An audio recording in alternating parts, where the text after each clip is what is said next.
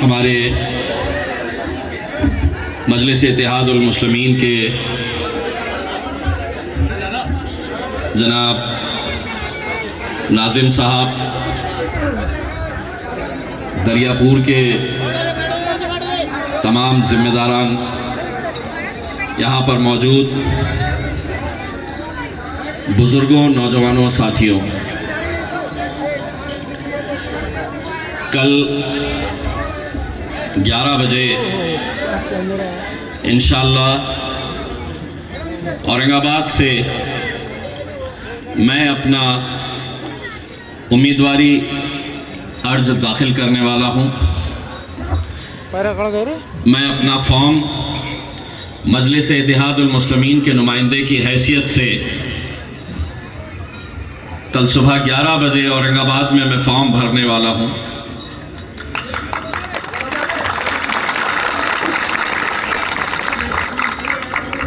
इंशाअल्लाह बहुत बड़ी रैली होगी। उसके बावजूद भी अगर एक रात पहले मैं यहाँ पर हमारे भाई आनंदराज अंबेडकर साहब के लिए आया हूँ, तो वो इस बात की गवाही है कि हमारे लिए ये सीट कितनी मायने रखती है।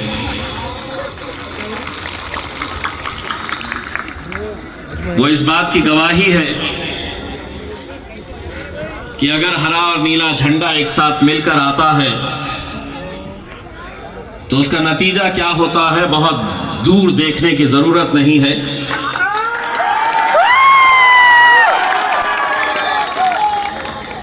आपका बेटा, आपका भाई, आपका दोस्त इम्तियाज जलील अगर यहां पर खड़ा हुआ है तो सिर्फ और सिर्फ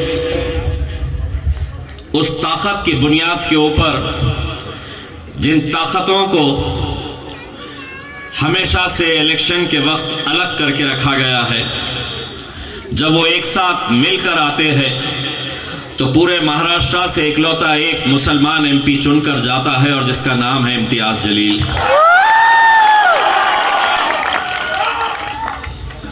जिस शिद्दत के साथ, जिस पूरे लगन के साथ, पूरी ईमानदारी के साथ औरंगाबाद के वो गयूर मुसलमानों ने मुझे जिताने के लिए मेहनत की थी, मैं यकीन के साथ कहता हूं उससे कुछ ज्यादा, मुसलमानों से भी कुछ ज्यादा ईमानदारी, जुस्तजू और लगन के साथ मेरा अंबेडकरी समाज और मेरा दलित भाई मेरे साथ कांधे से कांधा लगाकर खड़ा हुआ था। और उसी का नतीजा है कि आज मैं अकेला मुस्लिम आमदा एमपी सिर्फ महाराष्ट्र से नहीं हूं, इकलौता एक। मध्य प्रदेश के अंदर कितने मुस्लिम एमपी हैं? तो 0। राजस्थान में कितने हैं? तो 0। गुजरात में कितने हैं? 0, 0। राजस्थान कितने हैं? 0। गोवा में 0, दिल्ली में 0, झारखंड में 0। एक बात समझिए कि इलेक्शन अगर आया तो इम्तियाज जलील या आनंदराज अंबेडकर साहब वहां पर नहीं जाएंगे। तुम्हारा काम सिर्फ वोट देते रहना है, जाएगा कोई और जाकर बैठेगा। पिछले 70-75 सालों से यही किया जा रहा है। नतीजा क्या हो रहा है? अंबेडकरी समाज की आबादी बढ़ रही, दलित समाज की आबादी बढ़ रही, मुसलमानों की भी आबादी बढ़ रही, लेकिन हर 5 साल के बाद आंकड़े उठाकर देखिए, तुम्हारी नुमाइंदगी हर 5 साल के बाद घटती जा रही है, कम कम होती जा रही है। इतने सालों तक हमने क्या किया? अरे गैरों की बारातों के अंदर नाचने का काम किया है हमने।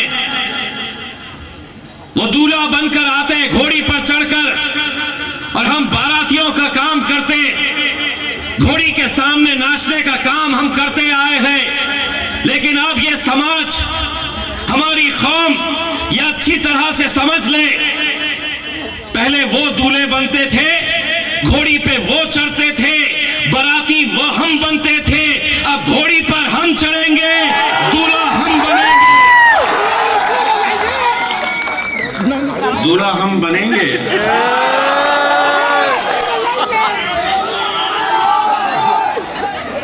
और इन्हें नचाया जाएगा। वैसे भी आनंद राज साहब आपके मुखालिफ जो खड़े हैं, बहुत अच्छा ताता थैया करते हैं,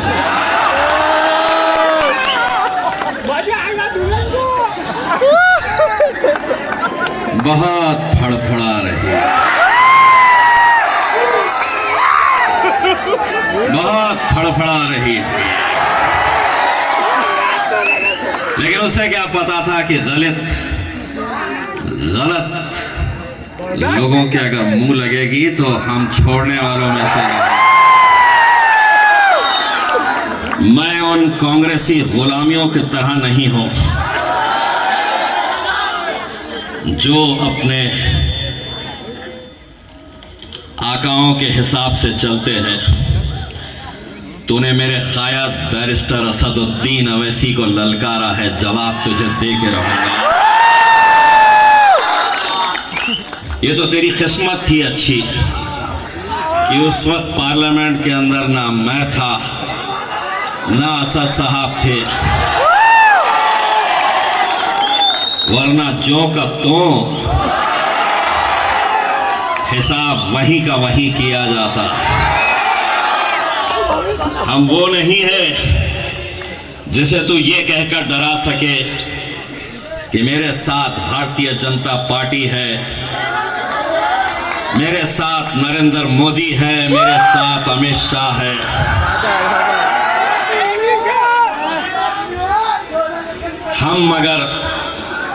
हम अगर डरते हैं,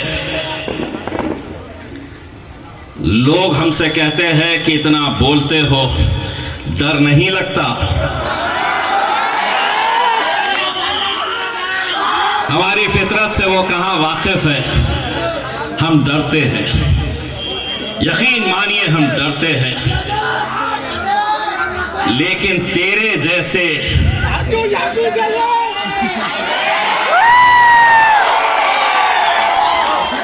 हम डरते हैं तो अपने रब से डरते हैं, अपने अल्लाह से डरते हैं। वरना तेरी क्या हैसियत, तेरी क्या औकात।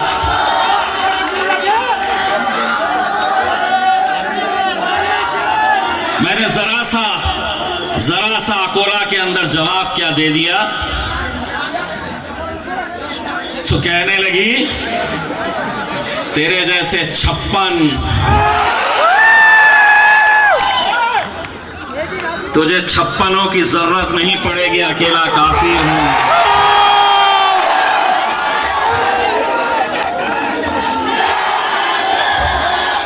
और एक बार अच्छी तरीके से सुन लो, जिस तरह से हमारे भाई आनंद राज साहब ने कहा है, बहुत ज्यादा तादाद की जरूरत नहीं पड़ती है, बहुत ज्यादा हमें इतने सारे एमपीज है तो हम बहुत ताकतवर है, हमारे पास 300 एमपीज है तो हम बड़े ताकतवर हैं। ये तो कितने हैं? तो ये तो सिर्फ 2 ही है एमपी। और इंशाअल्लाह हमारे साथ इस बार असद भाई की शेरवानी के साथ साथ इम्तियाज जलील के बीच में आनंद राज अंबेडकर साहब भी पार्लियामेंट की सीढ़ियां चढ़ेंगे। कहते हैं कि 2 है, हम 300 है, क्या कर लोगे? सुनना चाहोगे? जंगल में कुत्ते, बिल्ली, भेड़, बकरी, इनकी गिनती नहीं होती। शेर कितने हैं ये देखे जाते हैं।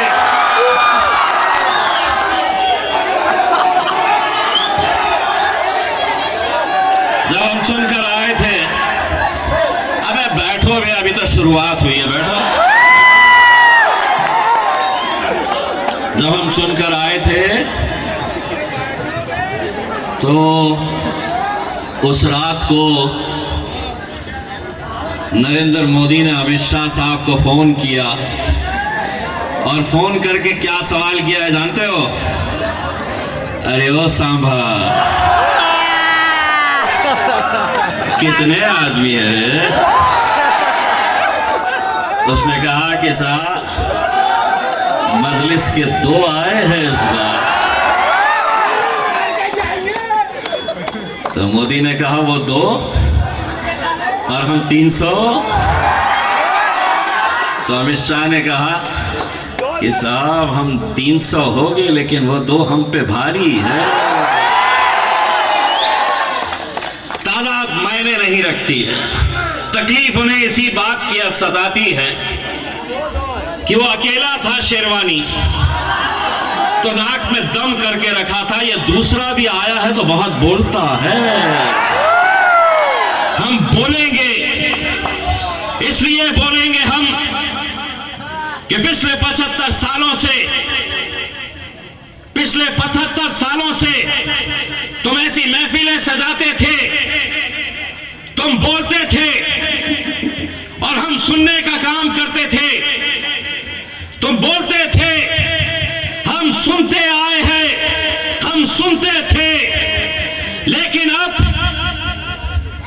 दलित मुसलमान एक ताकत बनकर खड़ा है। तब एक बात सुनो, अब हम बोलेंगे और तुम्हारे पप्पा को भी सुनना पड़ेगा। अब हम बोलेंगे और तुम्हारे बोल में जोर से मैं हूं आएगा। हम बोलेंगे और तुम्हारे ओ ताई मी आता बोलणार, अर्धा उत्तर तुम्हाला द्यायचं आहे आणि जोरात द्यायचं आहे। कोणाला घाबरण्याची आवश्यकता नाही। डॉक्टर बाबासाहेब आंबेडकरांचा संविधान आहे आपल्या रक्षणासाठी आणि त्यांचे नातू आनंदराज साहेब इथे बसलेले आहे। हम बोलेंगे और तुम्हारे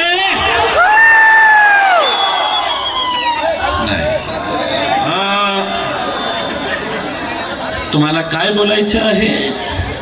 तुम्हारे बाप को भी सुनना पड़ेगा।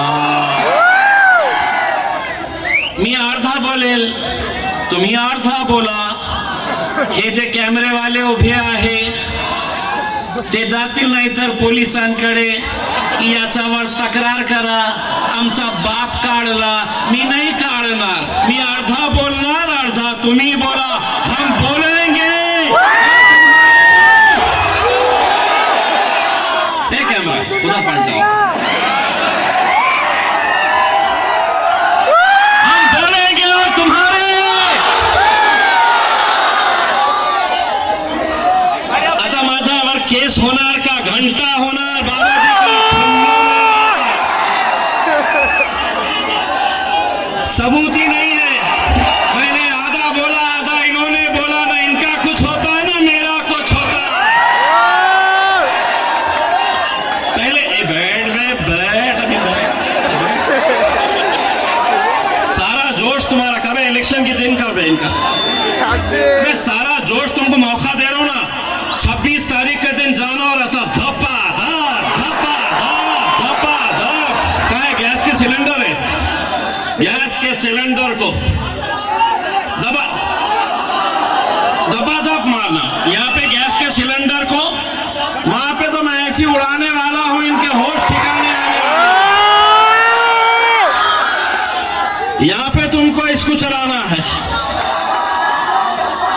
वहां पे मेरे पास पूरे के पूरे आ गए डाकुआ, पूरे डाकुआ एक साथ जमा हो गए।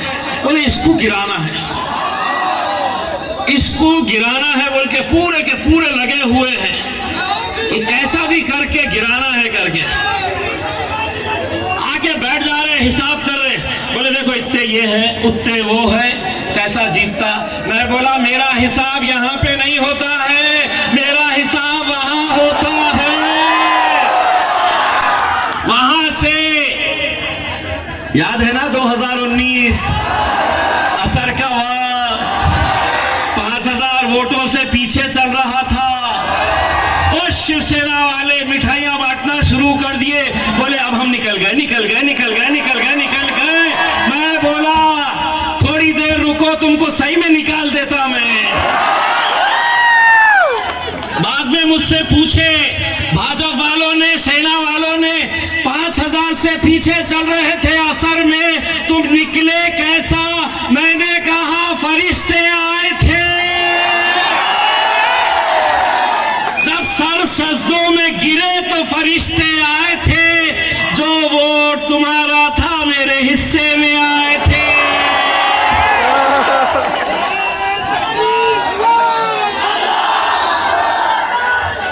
मेरे भाइयों, एक बहुत ही मुश्किल दौर से हम गुजर रहे हैं, एक बहुत ही मुश्किल वक्त आज हमारे आंखों के सामने हमें देखने को मिल रहा है। मैं आपको डराना नहीं चाहता हूं, मैं आपको खौफ में रखना नहीं चाहता हूं, लेकिन मैं आपको यकीनन ये बताना चाहता हूं कि 2024 का इलेक्शन में ए टोपी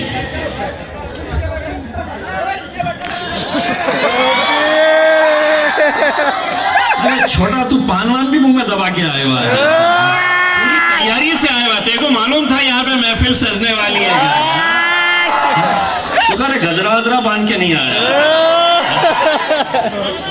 तो मेरा ये कहना है मेरे भाइयों कि जिस दौर से हम गुजर रहे हैं, आने वाला वक्त जो है 2024 के अंदर अगर कुछ समाजों को खास तौर से निशाना बनाया जाने वाला है, बहुत ही खास तौर से निशाना जिसको बनाया जाने वाला है, वो दो ही समाज है।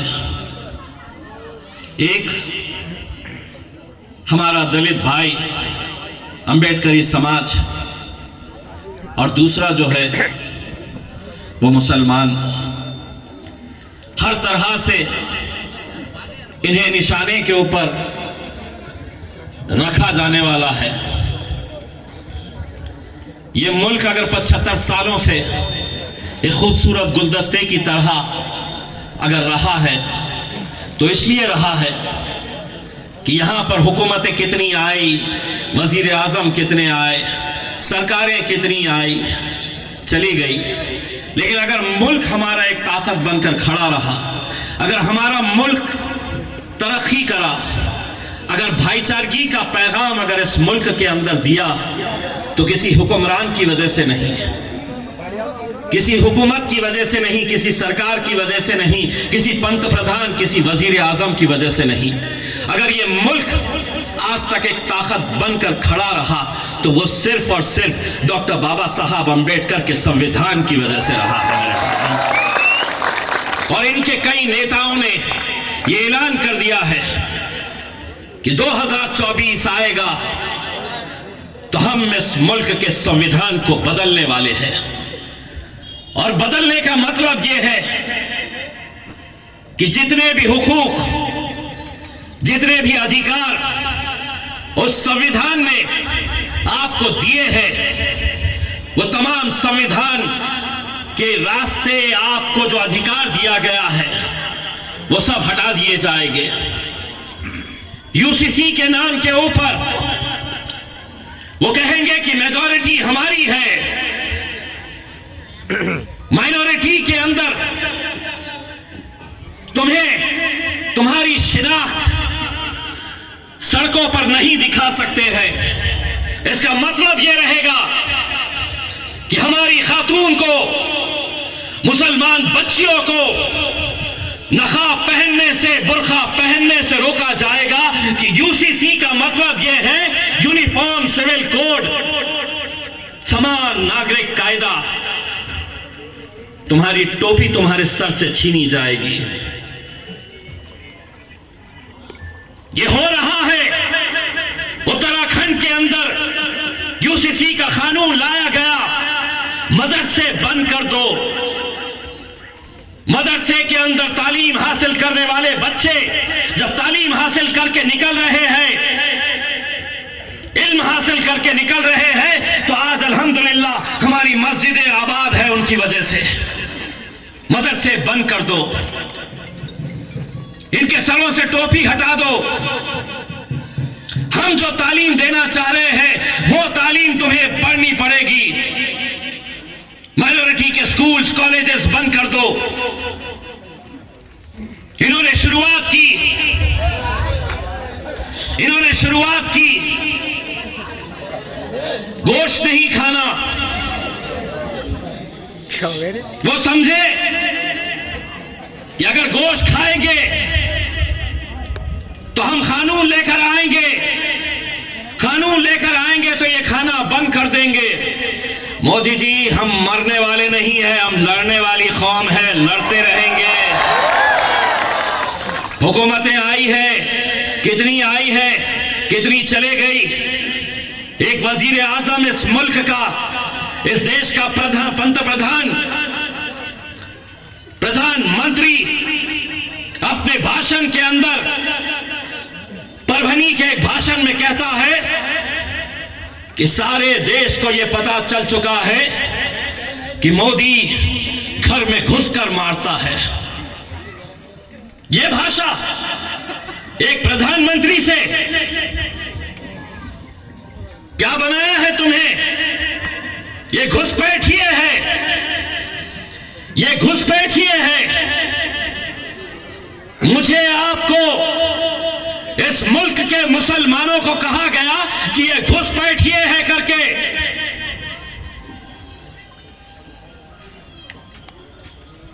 एक बात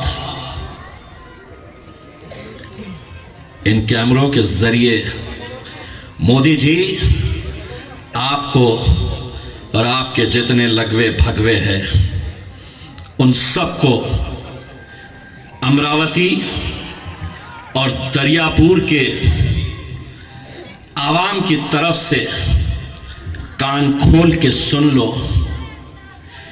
ये मुल्क जितना तुम्हारा है, ये मुल्क उतना ही हमारा है। ये मुल्क किसी के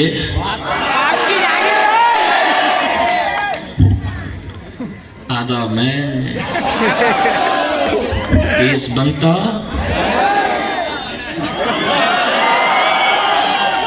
बाबा जी का। आप जोर से बोलना ताकि अमरावती कितनी दूर है यहां से? 50 किलोमीटर। मुझसे कह रही थी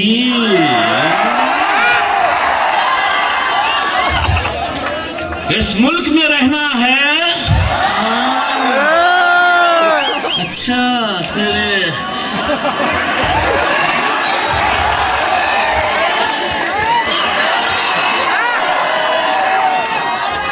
जहेज में आया मुल्क, तेरे जहेज में आया था।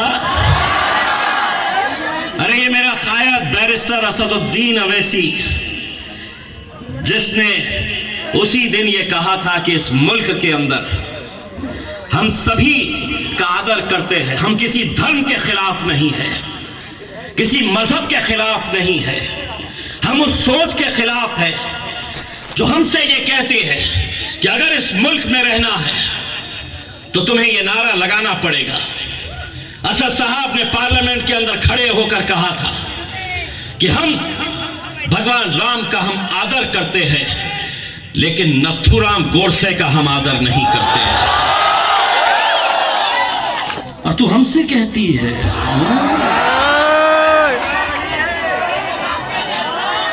तेरा वो पप्पू कहता है कि इम्तियाज जलील और असदुद्दीन अवैसी की इंक्वायरी होनी चाहिए, उन्हें पाकिस्तान भेज देना चाहिए। और फिर बोला तो लेकिन मेरे को रह नहीं जा रहा है उसके आधा मैं बोलूंगा, ये मुल्क तेरे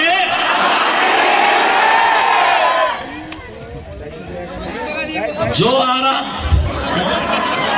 तो समझ रहे हैं कि वो बोलेंगे और हम सुन लेंगे, खामोशी से आ जाएंगे करके उसमें। अरे पाकिस्तान जिनको जाना था 1947 के अंदर चले गए।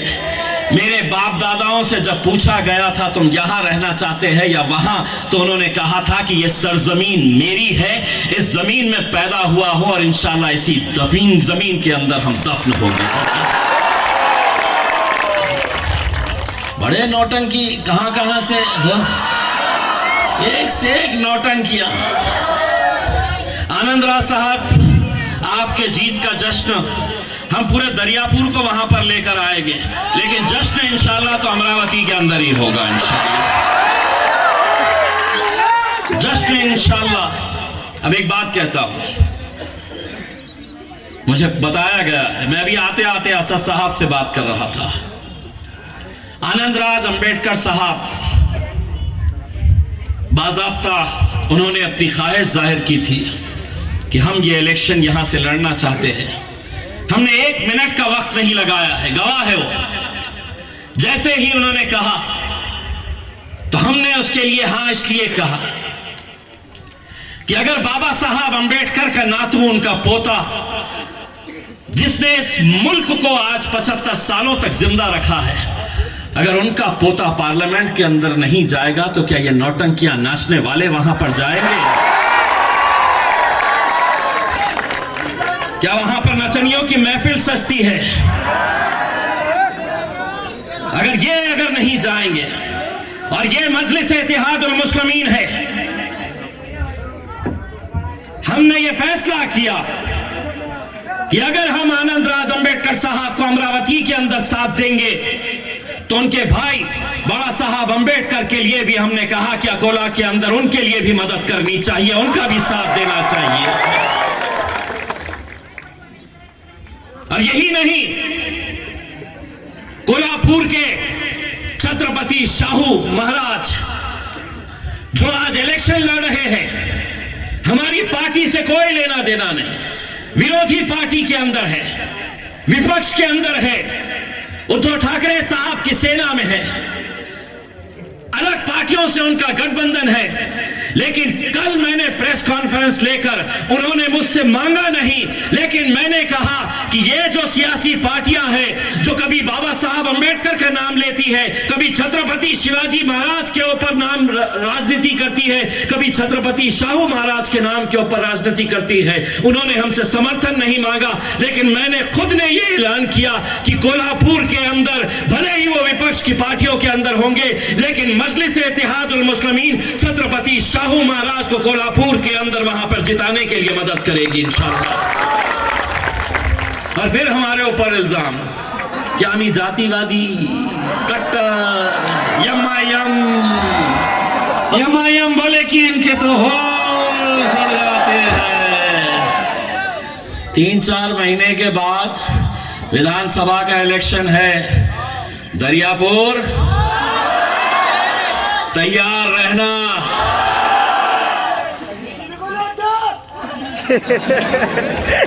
हमें ये जो सपना देख रहे हैं ना, अब की बार ताई काय म्हणतो तो की अब की बार आपण इथून त्यांना काय द्यायचं आहे दाखवा मला, असं दाखवा। याला काय म्हणतो मान का मोदीजी, तुमचं जे सपना आहे ना अब की बार, तर तुम्हाला अमरावती मधून तुम्हाला मिळणार आहे बाबाजी का ठल्लो। मजलिस इत्तेहादुल मुस्लिमीन एक सियासी जमात है। मुझे ये बात पता चली है हम देखिए, हम उलमाए किराम का, मौलानाओं का, हमारे जितने भी मुअज़्ज़िज़ मौलाना हैं, हम उनका बहुत एहतराम करते हैं, बहुत इज्जत करते हैं। लेकिन सियासी पार्टी अगर फैसला कुछ करती है और उसके बाद हमारे उलमाए किराम एक अलग तरह का फैसला करते हैं और बाद में जब पछतावे का वक्त आता है तो कोई जमात साथ में नहीं आती है। उम्मीद यही की जाती है कि बैरिस्टर असदुद्दीन अवैसी साहब क्या बोलने वाले हैं। उत्तर प्रदेश के अंदर अगर हमारी हार हुई, वहां की आवाम ने मन बनाया था, लेकिन वहां के कुछ मौलानाओं ने यह फैसला किया कि नहीं, हमें सेक्युलर पार्टियों के साथ जाना है, अखिलेश यादव की मदद करो। आज जब वहां पर बुलडोजर योगी चलाता है, कोई नहीं आता है सामने, कोई नहीं। सियासी पार्टी हम चलाए और आप इस तरह के फैसले लेते रहे जो पूरी कौम के लिए नुकसानदेह साबित होता है। हम खड़े होते कांग्रेस की मदद, पूरे महाराष्ट्र नहीं पूरे हिंदुस्तान के अंदर हम कांग्रेस के साथ खड़े रहते। क्या हम मशीन है? हम रबर स्टैंप है? क्या हम तुम्हारे गुलाम हैं कि हर 5 साल के बाद ये आएंगे? कभी बीजेपी का डर दिखाओ, कभी शिवसेना का डर दिखाओ। वोट करो तो हमको करो, कांग्रेस को करो, एनसीपी को करो।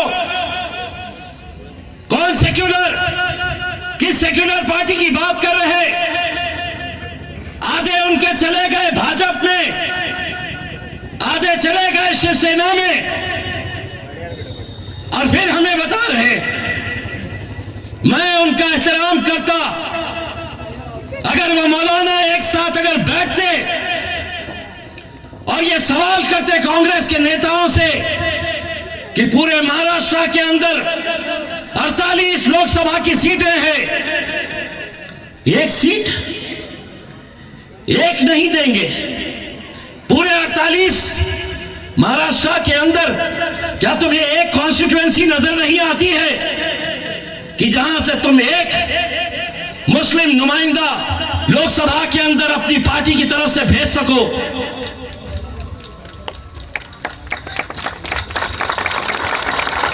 ये सवाल मैं आपकी तालियां सुनने के लिए नहीं किया हूं।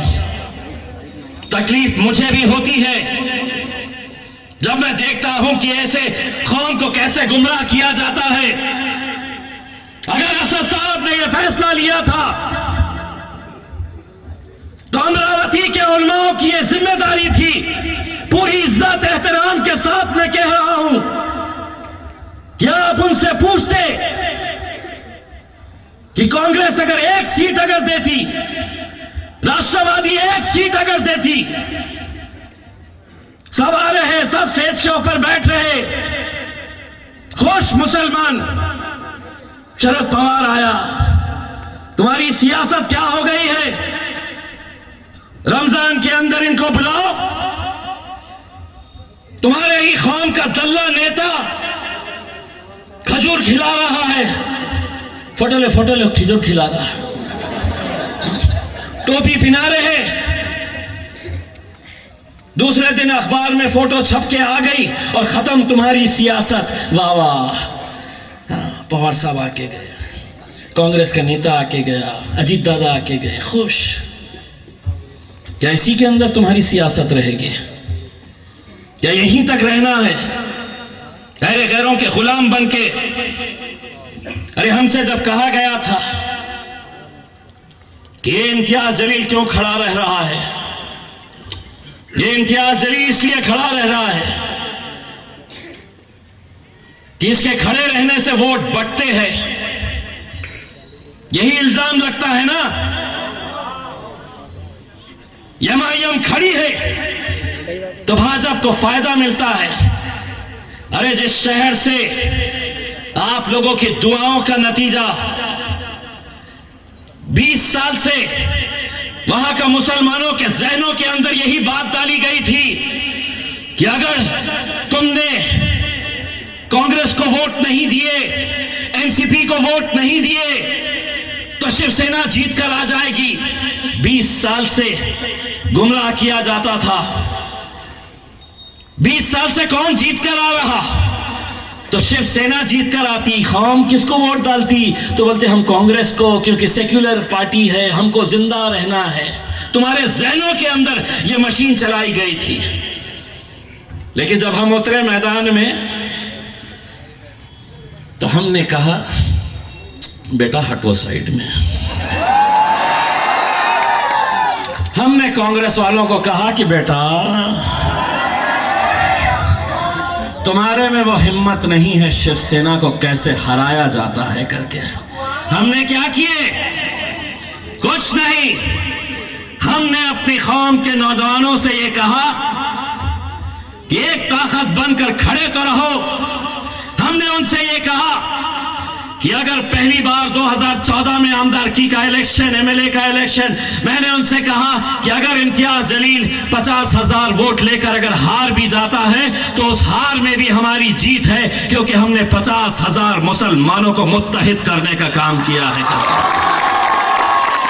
हमने नौजवानों से कहा एक धक्का लगाओ रे। मेरे को भी नहीं पता था ऐसा धक्का लगा है। 10 साल से मेरा झंडा मेरे शहर के अंदर लहराता है अल्हम्दुलिल्लाह।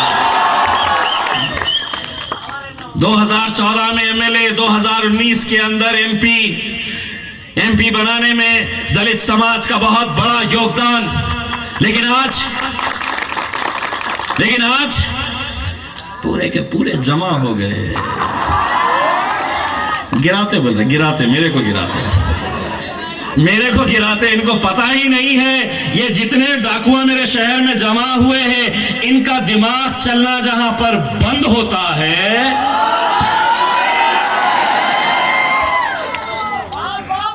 इस